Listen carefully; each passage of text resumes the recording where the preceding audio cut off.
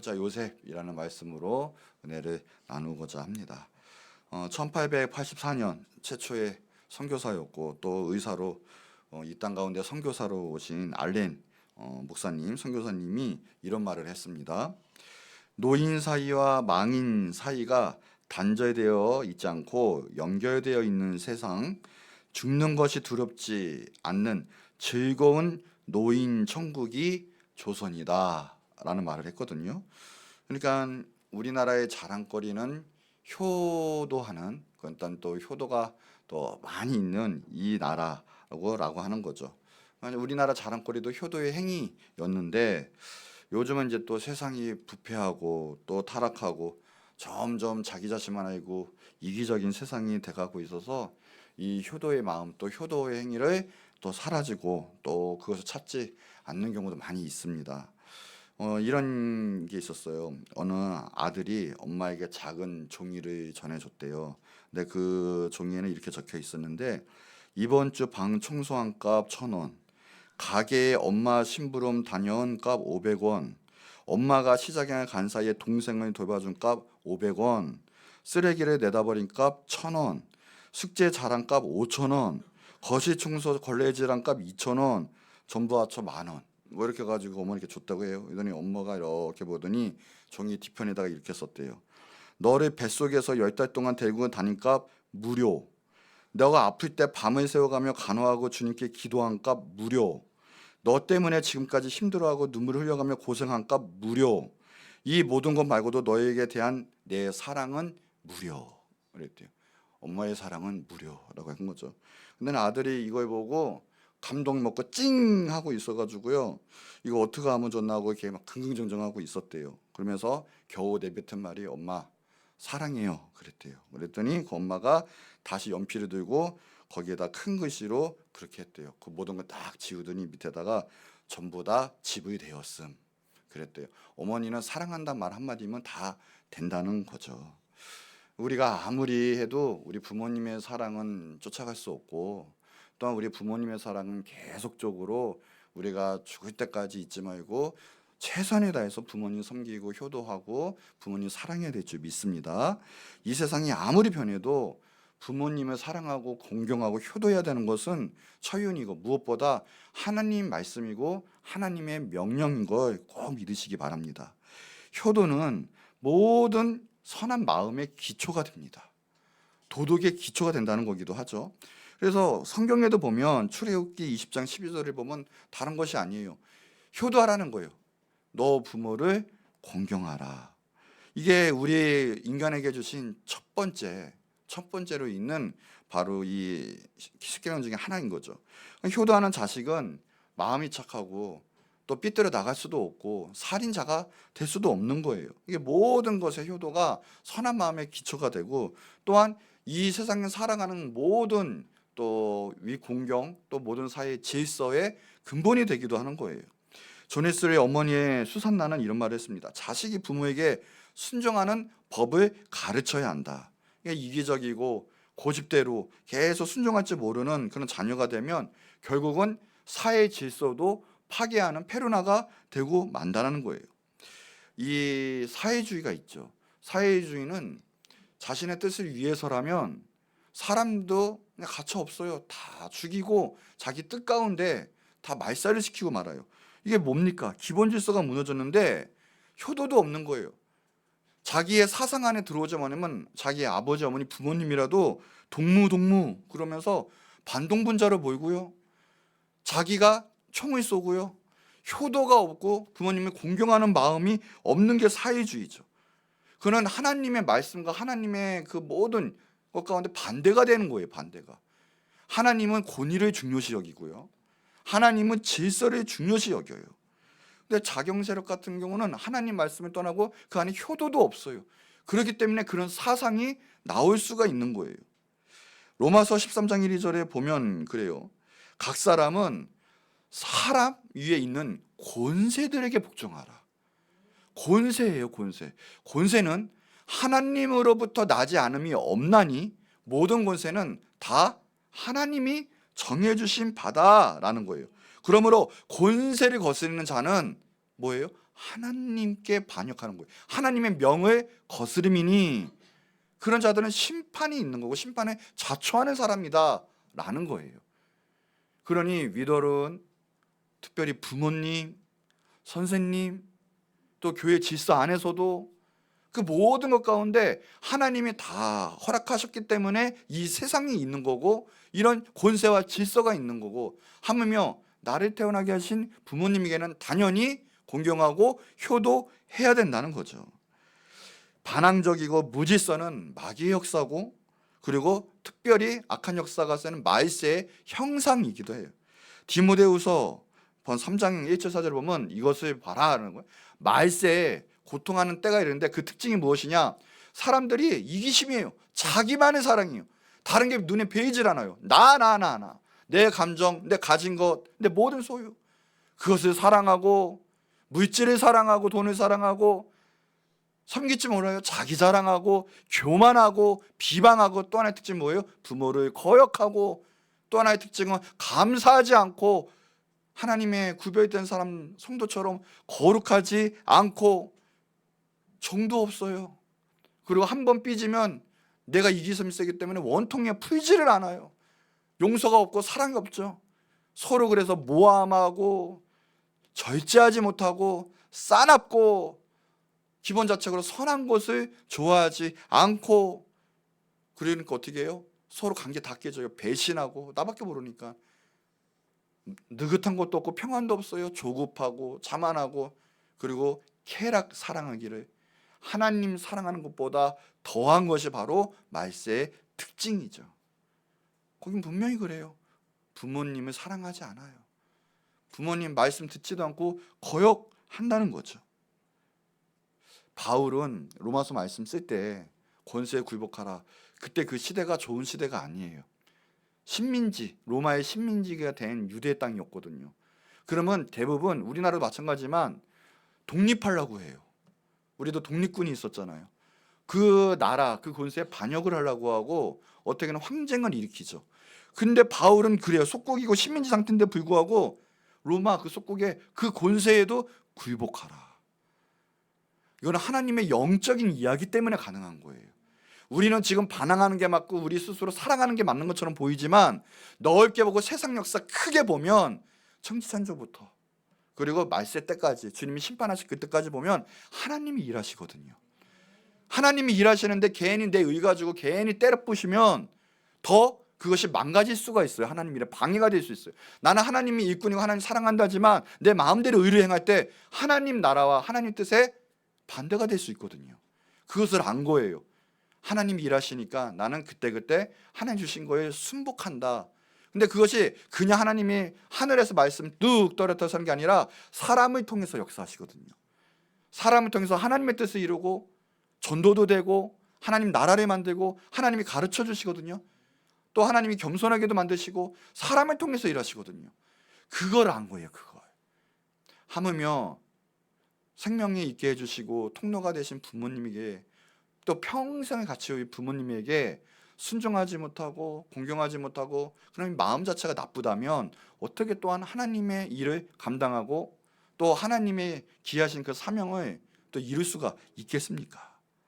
권세들에게 순종한, 특별히 부모님에게 공경해야 되는 거예요. 또한 효도는 하면 하나님께서 약속을 하셨거든요. 약속 있는 첫 계명이에요. 자, 인간에게 주신 대인 계명 중에 다 하지 말라고 해요. 하지 말라는 게 빨라요. 편해요 또. 그런데 유일하게 꼭 그만큼 지켜라, 하라라는 계명이 뭐냐? 내 부모를 공경하라. 첫 번째 대인 계명. 우리에게 인류에게 주신 정말 귀한 첫 번째 계명이에요. 그래서 에베소서 6장에도 1장 3절에도 이것이 약속 있는 첫 계명, 뭐냐? 축복받고 장수하고 하나님께서 복 주시는 계명 중에 첫 번째인데, 이가 그러면 너가 잘 되고 땅에서도 장수한다는 거예요. 눈에 보이는 부모님 잘 섬기고 마음이 이래야 하나님에 대한 신앙과 믿음도 있는 것이지, 마음에 대한 그 눈에 보이는 부모님도 다 효도 못하고 마음이 없는데 어떻게 하나님에 대한 믿음이 설 수가 있겠습니까? 그래서 성경에 보면 다 그 영적인 사람들은 그 마음이 흘러가 있고 특별히 효자도 많지만 오늘 이제 본문에 보면 요셉인데 요셉을 가만히 보면 정말 효자예요. 이 본문 말씀은 특별히 아버지가 야곱인데 야곱이 돌아갔을 때 그렇게 눈을 부두고 우는 장면이 나와요. 50장 첫 절에 보면 아버지를 그렇게 사랑하고 끝까지 존경, 공경했던 것을 볼 수가 있어요. 그래서 오늘은 이 요셉에 대해서 이 효도의 부분에 대해서 잠깐 이야기를 또 나누고자 합니다. 첫 번째 보니까 요셉은 순종의 사람이었다는 거예요. 부모님이 하나님께도 그렇게 순종하니까 죄짓지도 않고 끝까지 하나님의 그 말씀을 인내하고 기다리면서 하나님의 뜻을 이루는 사람인데 가만히 보니까 인간의 세계에서도 보니까 부모님 말씀에도 순종을 했던 사람인 걸 볼 수가 있거든요. 요셉은 시기하고 죽이려는 형들의 눈치를 평상시 알고 있었어요. 어렸을 때, 젊었을 때 형들이 나를 시기 질투하는구나. 그런데 그 어느 정도냐면 너무 심하니까 내 생명에 위협이 있다라는 걸 알고 있었어요. 요셉은. 그런데도 아버지의 말씀에 순종을 해서 떠나가지고 세겜 땅에 형들이 찾아갔어요. 형들이 없대요. 그 말씀에 이행하기 위해서 다시 도단 땅으로도 그 멀리 찾아간 걸 볼 수가 있거든요. 근데 형을 만났더니 아니나 다를까 형들이 아이고 수고했다 내 동생 그러지 않고 시기 질투를 그 자리에서 풀어버렸어요. 어떤 뜻이냐? 바로 죽여버리자. 형들은 거기까지 시기 질투가 난 거예요. 아버지가 요셉을 그렇게 이뻐했고 또한 특별히 채색 옷을 입혔고 그렇게 아꼈거든요. 형들은 그걸 못마땅히 여겼어요. 그러다가 그냥 요셉을 구덩이에 빠뜨려 죽이는데 다행히 르우벤과 유다가 그러지 말자. 그래도 우리 동생인데 어떻게 죽일 수가 있느냐 하는 바람에 애굽 상인들에게 은 20냥을 주고 팔아버려요. 그 자리에서 노예 신사가 되고 말아요. 근데 요셉은 그걸 알았다라는 거예요. 근데 요셉은 그 생명의 위협을 무릅쓰고 아버지의 말씀에 순종을 한 거죠. 요즘 우리 청소년들이 무너지는 일은 뭡니까? 부모님 말씀에 순종을 하지가 않아요. 설령 부모님이 야 너는 너희 걔 어떤 거 이기기 위해서 너는 다 도둑질해야 돼. 너는 걔 걸 뺏어야 돼.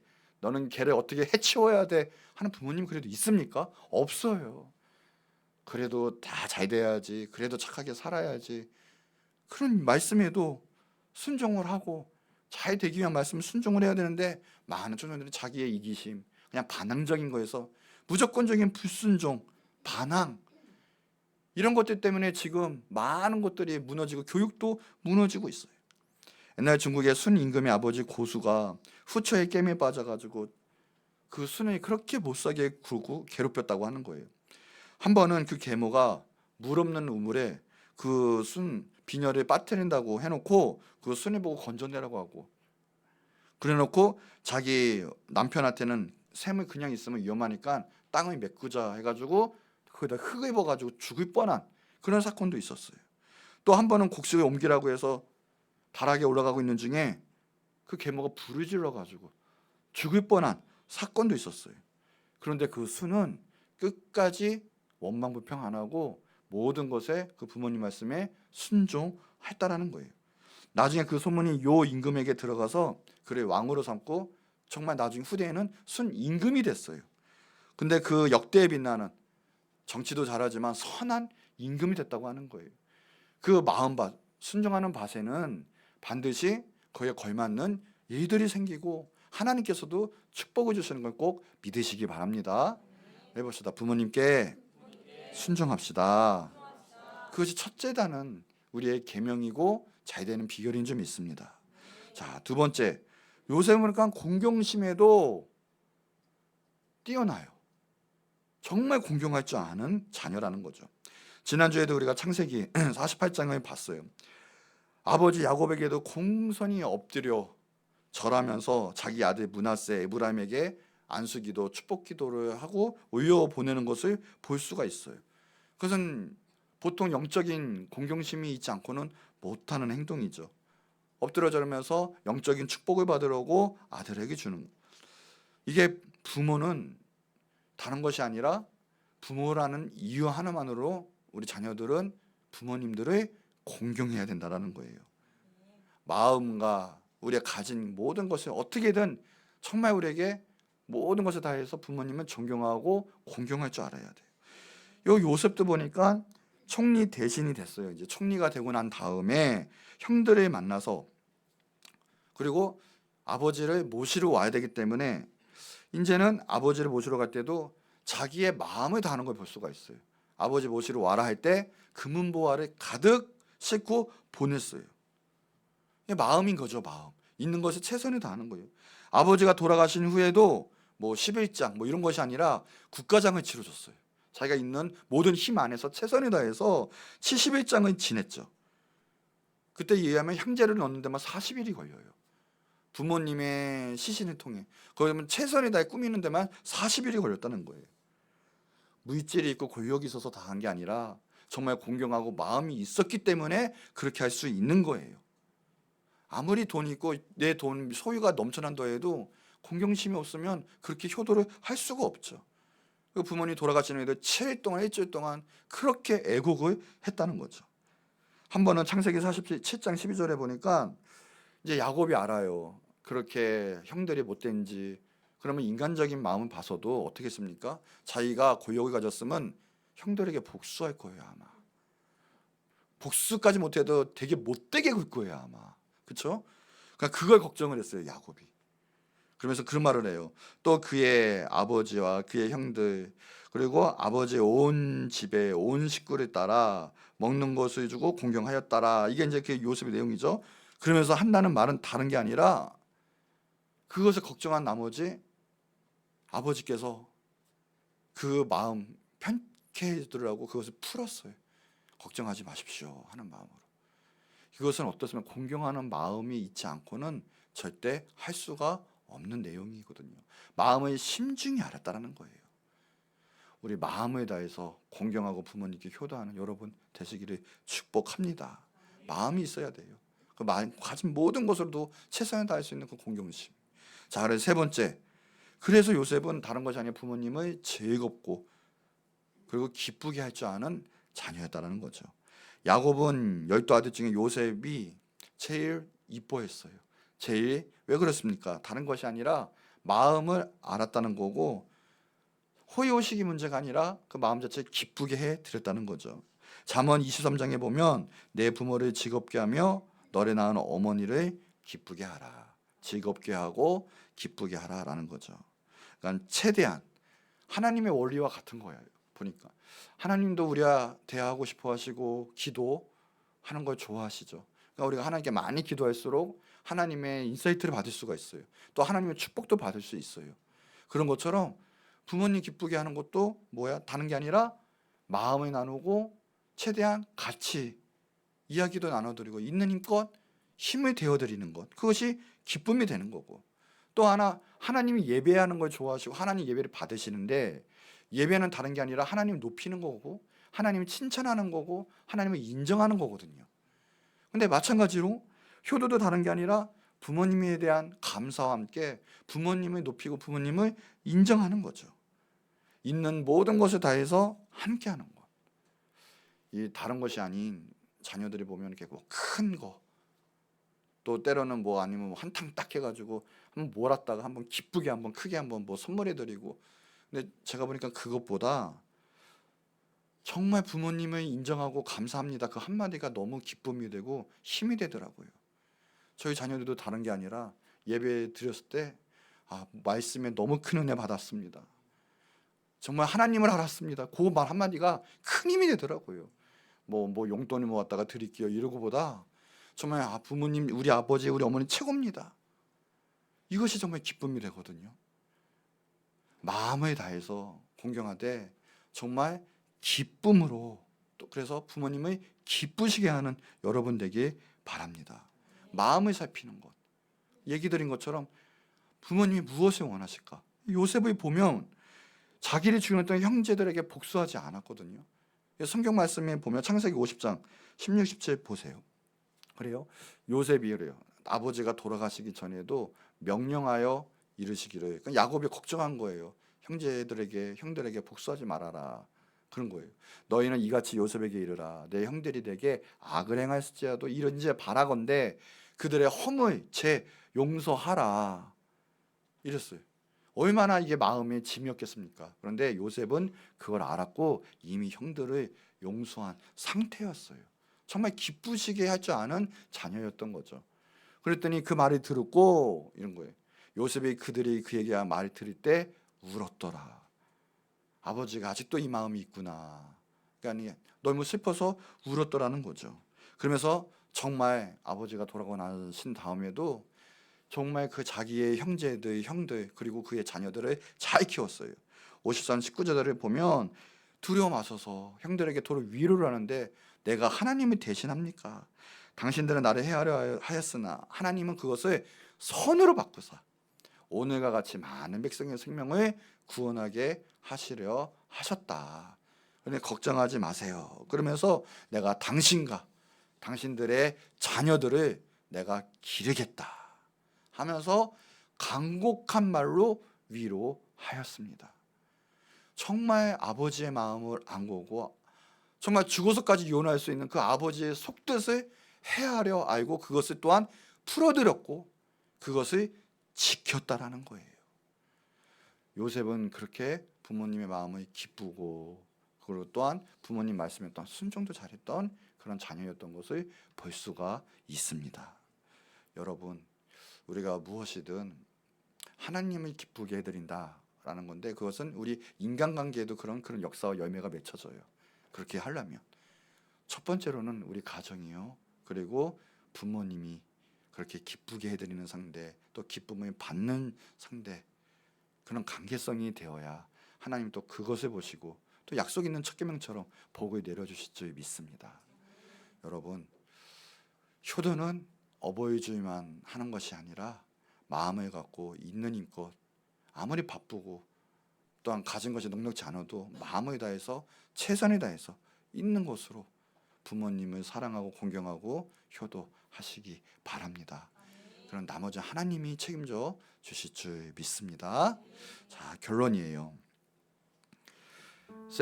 실버스타의 동화 중에 나무와 소년이라는 글이 있는데 이 책에 이제 동화의 내용이 있습니다. 그 내용 중에 그래요. 한 굴에 사과나무가 있었습니다. 근데 이 나무에는 매일 찾아오는 한 소년이 있었는데 그 소년이 나무를 매우 좋아했어요. 근데 나무도 소년을 매우 사랑했습니다. 그런데 이제 소년이 조금 자라고 나니까 돈이 필요하게 되었어요. 그때 소년은 나무에게 찾아와서 이런 말을 해요. 돈이 필요한데 어떡하지? 그라고 의논을 합니다. 그런데 나무는 소년에게 이런 말을 해요. 그러면 내 가지에 달려있는 사과를 따서 그 팔아서 돈을 만들고 그것을 사용해 라고 이야기를 합니다. 소년은 기쁨으로 사과를 팔고 돈을 마련하고 그것을 해결했어요. 소년은 행복하고 나무도 행복했습니다. 이제 몇 년이 지나서 소년이 좀 더 크고 나니까 소년이 거주할 집이 필요했어요. 그러니까 그 소년이 나무에게서 와서 근심하며 말을 하는 거예요. 나 집이 없는데 어떡하지? 그러니까 나무가 또 그래요. 나무는 내 몸 가지를 잘라서 그것을 만들어서 집을 지으면 되잖아 이야기를 합니다. 소년은 또 나뭇가지를 잘라서 기쁘게 집을 만들었어요. 너무나 행복했습니다. 그 후 오랜 세월이 또 지나가서 청년이 되고 이제 고목이 되었죠. 나무가. 근데 이 청년이 하고 싶은 게 있었어요. 나는 한번 먼 곳을 항해를 하고 싶은데 배가 없네. 그러자 그 고목나무에게 와가지고 말했어요. 배가 없어 나무야. 그랬더니 나무가 하는 말, 그러면 내 몸에 몸통을 잘라서 배를 만들어. 이제 청년은 나무에 뿌리만 남기고 몸통을 다 베어서 배를 만들고 항해를 하고 행복한 시간을 보냈습니다. 청년은 오랫동안 바다에 나가서 풍랑과 싸우고 또 여행하면서 세월이 지내고 노인이 돼서 이제 고향으로 돌아왔는데 이 고향에 돌아서 그 베어진 옛날의 고목나무 보았어요. 그때까지 그 나무 그대로 있었고 그 피곤한 노인이 된 소년은 이제는 그 나무 위에 앉아가지고 편하게 기쁨의 쉼을 얻었다고 하는 거예요. 이 나무는 바로 뜻하는 게 부모님이에요. 부모님은 처음부터 열매와 가지와 그리고 자기의 몸통 모든 것을 파열하면서 그것이 소년에게 충족이 된다면 그것이 기쁨으로 감당한 나무, 그리고 늙어서라도 언제든지 쉴 수 있는, 거기에 걸터 앉아서 편안히 앉아줄 수 있는 자리까지 마련해 주는 나무, 그 역할을 하는 것이 바로 우리 부모님들이다라는 거예요. 마지막까지 영혼의 고향의 안식처였던 그 나무, 우리 부모님은 지금까지 모든 걸 다 자식들 위해 주셨고 아낌없이 다 모든 걸 내어 주셨습니다. 우리는 효도 부모님과 평생 함께 할 수 있을 것처럼 보이지만 그렇지 못하거든요. 정말 우리 부모님 옆에 계실 때 최선을 다해서 효도하시는 여러분 되기 축복합니다. 부모님께 순종하세요. 부모님 괴나가지 마 이런 거 말고 주 안에서 순종하세요. 어떤 말이든 순종하세요. 두 번째, 부모님의 마음을 다해서 정말 공경하세요. 기도하시고 챙기시고. 그리고 세 번째, 그래서 그 마음을 정말 기쁘고 즐겁고 평안하게 해드리세요. 하나님 그거 아시고 그 마음을 아시고 복을 주시고 가정에도 평화 주시고 부모님에게도 하나님께서 귀한 은혜로 갚아 주실 것입니다. 우리 이 시간 한번 기도할 텐데 오늘 우리 부모님들 위해서 기도합시다. 부모님, 우리 부모님, 예수님 안 믿는 우리 부모님들은 최고의 효도는 예수님 믿게 하는 거예요. 그래서 영원히 천국에서 함께 하는 거거든요. 주님, 우리 부모님 예수님 안 믿었다면 주님 부모님 믿게 해주시고 또 제가 전도의 길이 도구가 되게 해주시고 우리 부모님 꼭 예수님 믿어서 천국 가게 해주시고 영원히 같이 주님과 찬양하게 하여 주시옵소서. 부모님에서 기도하시고 또 예수님 잘 믿는 우리 부모님들 얼마나 감사합니까? 또 부모님이 기도로 살아왔습니다. 부모님이 기도로 지금까지 이렇게 버텨오면서 살아왔는데 우리 부모님 건강케 하옵시고 영적인 축복을 더하여 주시고 하나님께 쓰임받는 우리 부모님 되게 하옵시고 또 기도 제목 있습니까? 그 기도 제목을 위해서 우리 가정을 또한 위해서 우리 다 같이 주여 한번 크게 부르시고 기도하도록 하겠습니다.